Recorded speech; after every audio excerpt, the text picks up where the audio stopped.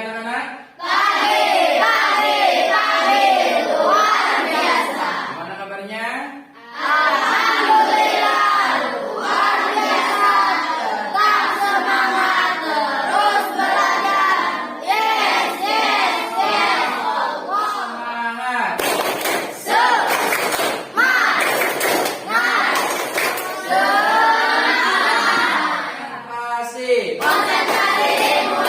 Konsentrasi. Siswa dan siswi dimohon meluruskan dan merapikan mejanya sebelum kita belajar. Silakan semuanya berdiri. Sudah rapi? Siap bersih. Sudah lurus? Siap lurus. Sudah bersih? Siap bersih. Akan duduk absennya. Mulai dari urutan nomor pertama, silakan. 1. Rian hadir. 2. Son hadir. 3. Kami hadir. 5. Nita hadir. 6. Sarah hadir. Dapat Pak, jumlah siswa yang hadir ada 15, yang tidak hadir ada 3. Siapa yang tidak hadir itu? 1. Bayu Alfa. 2. Jana Alfa. 3. Arif Sakit. Oke, terima kasih atas laporannya. Istaid. Siap. Ayah bina anak nuna tenda. Bismillahirrahmanirrahim.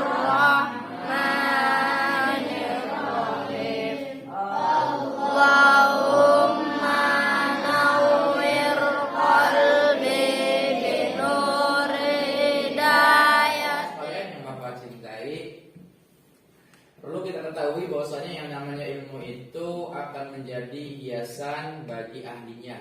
Sebagaimana dalam syair yang berbunyi ta'alam fa innal ilma zainun li ahlihi. Ya, sungguhnya yang namanya ilmu itu akan menjadi hiasan untuk kalian di masa yang akan datang.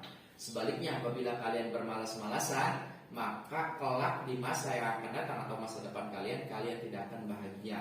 Atau lebih condongnya di masa depan yang suram dan gelap. Oleh karena itu kalian harus bersungguh-sungguh dalam menuntut ilmu. Anak-anak sekalian yang Bapak cintai dan Bapak sayangi, kali ini kita akan belajar tentang sholat Jumat. Nah, sebelumnya kita sudah ada pertemuan di pertemuan yang kedua ya. Sekarang pertemuan yang ketiga. Pertemuan yang kedua itu kita membahas tentang 2 khutbah Jumat. Oke, baiklah anak-anakku sekalian yang Bapak sayangi dan Bapak cintai. Kali ini kita akan belajar tentang tata cara pelaksanaan sholat Jumat. Sebelumnya Bapak akan sebutkan terlebih dahulu untuk KD, KI, IPK-nya. Untuk KD-nya 3.6 yaitu menganalisis ketentuan-ketentuan sholat Jumat. Untuk KI-nya 4.6 mendemonstrasikan tata cara sholat Jumat. Untuk indikatornya 3.6.7 menguraikan pengertian tata cara pelaksanaan sholat Jumat. Untuk tujuan pembelajarannya yang pertama melalui metode direct instruction, pembelajaran langsung dan kegiatan diskusi kelompok kecil serta penayangan slide PPT tentang sholat Jumat, peserta didik dapat menguraikan pengertian tata cara pelaksanaan sholat Jumat dengan baik. Nah, sebelumnya Bapak akan ujikan terlebih dahulu pengetahuan kalian tentang pelaksanaan sholat Jumat. Oke, butir soalnya kalian isi nanti dikumpulkan ya untuk mengetahui dan menguji kemampuan kalian sampai mana gitu ya. Oke, silakan isi.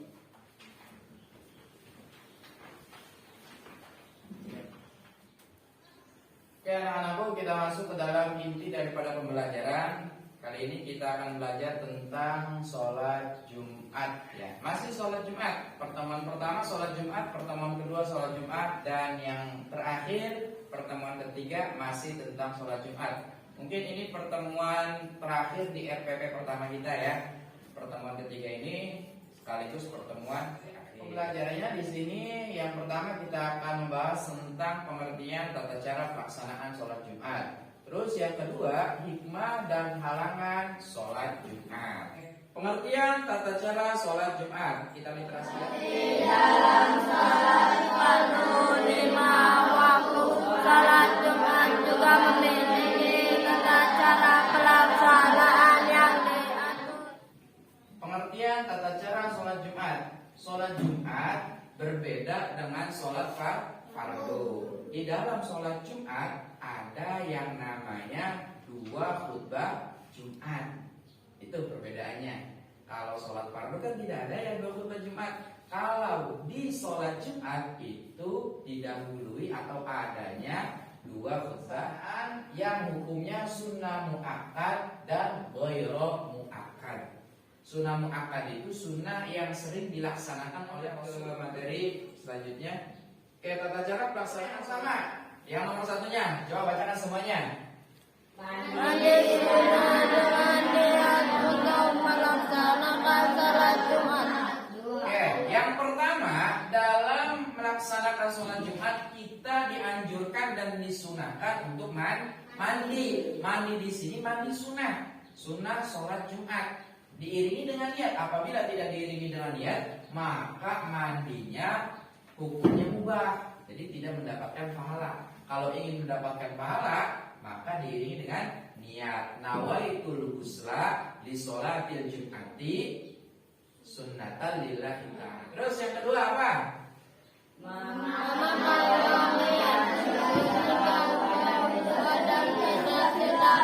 Oke, poin yang kedua, kita harus memakai wangian sunnahnya ketika kita akan melaksanakan sholat Jumat. Sekarang banyak wangian itu atau modelnya minyak-minyak wangi itu yang murah-murah di pasaran ya. Ada yang 5.000, 10.000. Nah, silakan pakai yang non alkohol karena di sini kita akan melaksanakan yang namanya sholat gitu. Kecuali kalian mau pepergian jauh atau kondangan, silakan kalau pakai yang ada alkoholnya untuk membuat rasa gitu ya.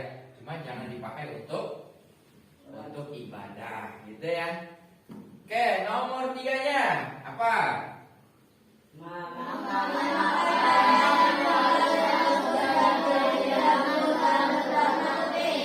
Oke, silakan kalian cari yang paling bagus. Terus kalau bisa, kalau ada yang warna putih ya, yang warna putih itu sangat dianjurkan karena dua warna yang disukai Rasul itu yang pertama putih, yang kedua hijau ya. Kalau ada putih silakan pakai putih ya. Selanjutnya nomor 4.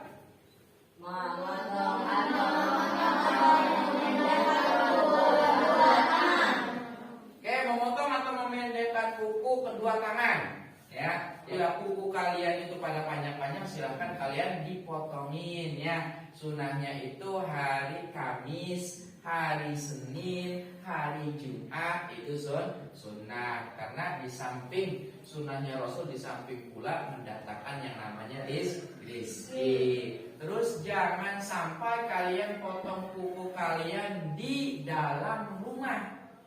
Kalau bisa kalian potongnya di teras rumah, di depan rumah ya. Terus kukunya, sisa-sisa kuku potongannya tolong dirapikan ya. Karena apabila berserakan apalagi di dalam rumah, maka akan mewariskan yang namanya fakir ya.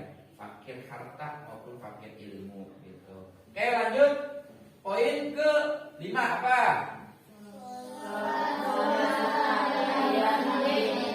Sholat sunat tahiyat masjid. Tahiyat masjid itu tata krama melaksanakan tata krama ketika kita datang di masjid ya. Tahiyat itu tata krama ya. Ketika kita sudah nyampe masjid, kita langsung melaksanakan sholat tahiyat masjid. Sholli sunnatat tahiyatil masjidi rakaataini lillahi ta'ala. Udah beres. Sholat 2 rakaat duduk sambil baca sholawat ataupun baca Al-Quran. Silakan gitu ya. Poin yang ke-6-nya apa?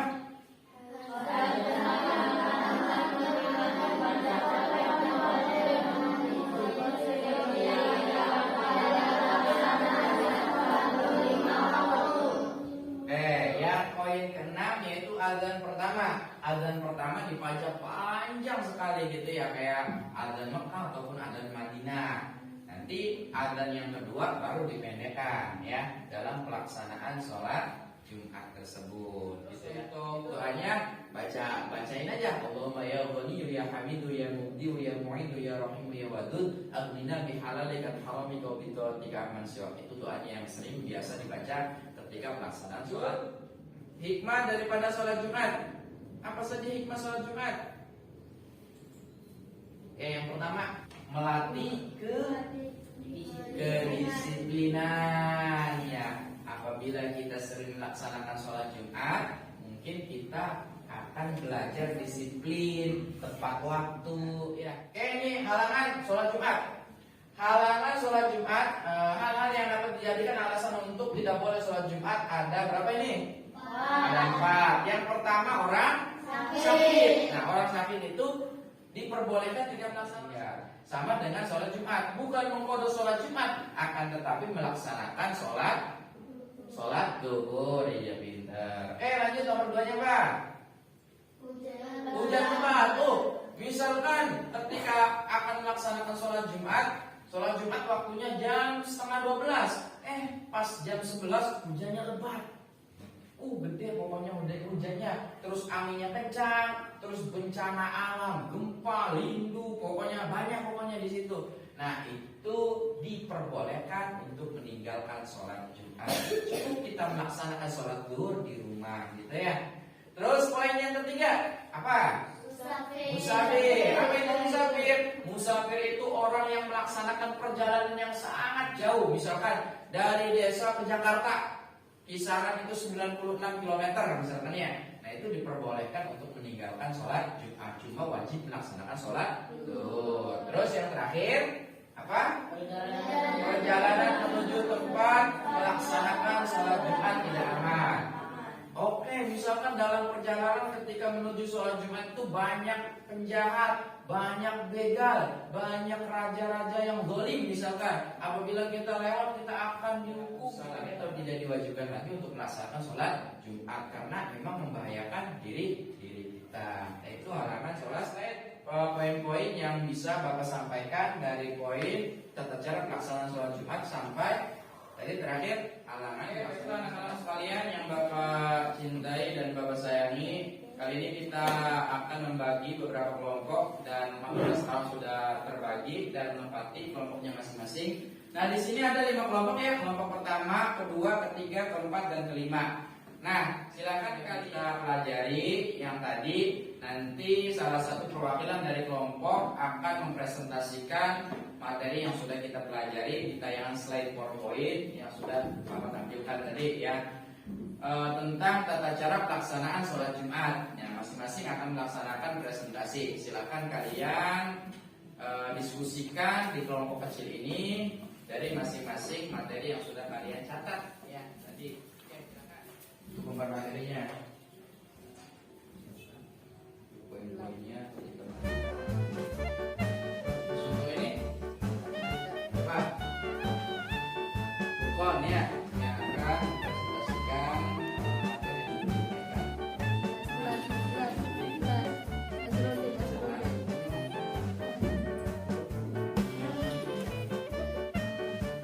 Oke, anak-anak sekalian, karena kita tadi sudah membagi kelompok dan mendiskusikan, sekarang tinggal presentasi yang akan ditampilkan oleh masing-masing dari kelompok 1 sampai kelompok 5. Oke, untuk kelompok 1 silakan presentasikan. Assalamualaikum warahmatullahi wabarakatuh. Waalaikumsalam warahmatullahi wabarakatuh. Perkenalkan, nama saya Rian. Saya perwakilan dari kelompok 1 presentasikan tentang tata cara sholat Jumat. Seperti dalam sholat fardu 5 waktu, sholat Jumat juga memiliki tata cara pelaksanaan. Sekian dari saya. Wassalamualaikum warahmatullahi wabarakatuh. Waalaikumsalam warahmatullahi wabarakatuh. Silakan maju.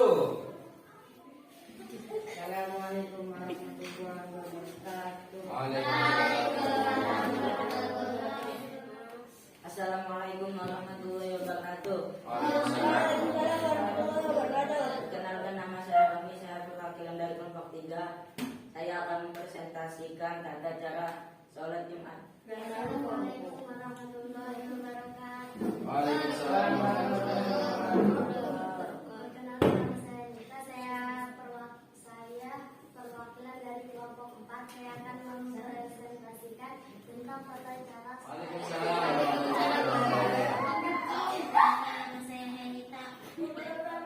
Itulah anak-anak sekalian presentasi yang sudah kalian tampilkan dari masing-masing kelompok ya. Untuk penampilannya cukup bagus, cukup baik dan lumayan memuaskan ya. Untuk penilaian juga lumayan bagus lah ya. Oke, anak-anak sekalian yang Bapak sayang dan Bapak cintai, untuk rangkuman materi yang sudah kita lewati tadi dan kita pelajari, Yang pertama tentang pelaksanaan sholat Jumat. Pelaksanaan sholat Jumat itu kalau kita mengarah dalam pengertian tata cara sholat Jumat kan dan dilaksanakan setelah 2 khutbah Jumat. Nah ini berbeda dengan sholat fardu. Kalau sholat fardu tidak ada 2 khutbah Jumatnya. Kalau sholat Jumat ada 2 khutbahnya. Terus untuk tata cara pelaksanaannya, sebelum kita melaksanakan sholat Jumat ada hal-hal yang dianjurkan dan disunahkan untuk melaksanakan sholat Jumat. Yang pertama yaitu mandi sunnah, ya, mandi sebelum kita melaksanakan sholat Jumat. Yang kedua memakai wangian. Apabila ada wangi-wangian, kamu minyak wangi di rumah silahkan pakai ketika melaksanakan sholat Jumat. Dan yang ketiga, silahkan kamu cari baju yang paling bagus di dalam lemari kamu dan pilih warna putih ataupun warna hijau karena itu warna kesukaan yang perlu kita laksanakan dan kita lakukan ketika kita melaksanakan sholat Jumat. Terus yang ketiganya, hikmah daripada melaksanakan sholat Jumat melatih kedisiplinan kita. Terus yang kedua, mengampuni dosa-dosa kita. Terus yang ketiga, diijabahnya doa yang kita panjatkan. Terus yang terakhir yaitu halangan melaksanakan sholat Jumat. Yang pertama orang sakit, yang kedua hujan gede, hujan lebat, angin gede, ya. Terus yang ketiga yaitu musafir, dan yang terakhir perjalanan tidak aman. Itu kesimpulan dari materi yang sudah Bapak sampaikan tadi, dan penayangan sholat Jumat ini sudah beres. Untuk selanjutnya mungkin Bapak tugaskan kepada kalian orang yang sedang melaksanakan sholat Jumat, ya. Itu tugasnya. Karena pembelajaran pertama, kedua, ketiga kita pelaksanaan sholat Jumat selesai, kalian tinggal observasi di lingkungan masing-masing, ya. Untuk materi selanjutnya kita akan membahas tentang haji dan umroh. Dari materi yang sudah Bapak sampaikan tadi. Oke, Sarah silakan. Tata cara sholat Jumat seperti dalam sholat fardu 5 waktu. Sholat Jumat dulu memiliki tata cara pelaksanaan yang diatur secara ketat. Rangkaian pelaksanaan sholat Jumat berbeda dengan sholat fardu lainnya karena merupakan 2 khutbah sebagai bagian tak terpisahkan. Namun pelaksanaan sholat Jumat juga memiliki persamaan dengan sholat fardu. Tata cara pelaksanaan sholat Jumat: 1. Mandi sunnah. 2. Memakai wangian. 3. Memakai pakaian yang paling bagus. 4. Memotong kuku. 5. Sholat sunnah tahiyat masjid. 6. Adzan pertama. 7. Sholat sunnah qobliyah. 8. Persiapan azan kedua. 9. Azan kedua. 10. Khutbah Jumat. 11. Oke, itu kesimpulan dari temannya.